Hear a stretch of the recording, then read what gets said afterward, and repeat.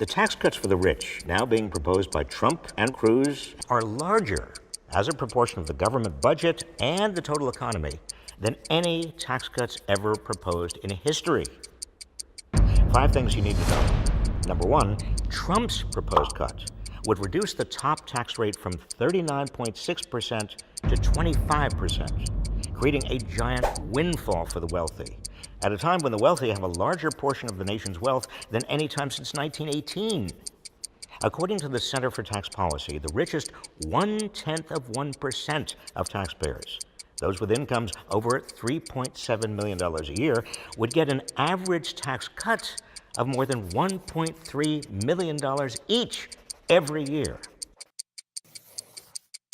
Middle-income households would get an average tax cut of $2,700.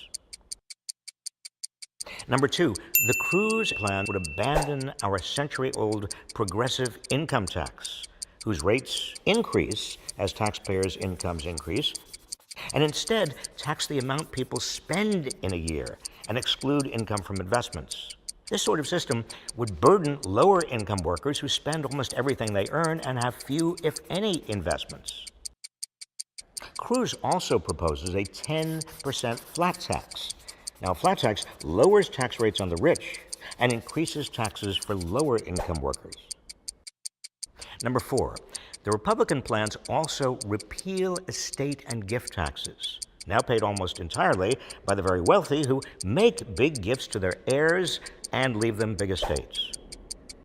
Number 5, these plans would cut federal revenues by as much as $12 trillion over the decade.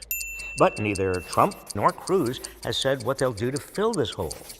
They want to increase the military, which leaves them only 2 choices: either explode the national debt or cut Social Security, Medicare, and assistance to the poor. The bottom line, if any of these men is elected president, we could see the largest redistribution in American history, from the poor and middle class of America to the rich. This is class warfare with a vengeance.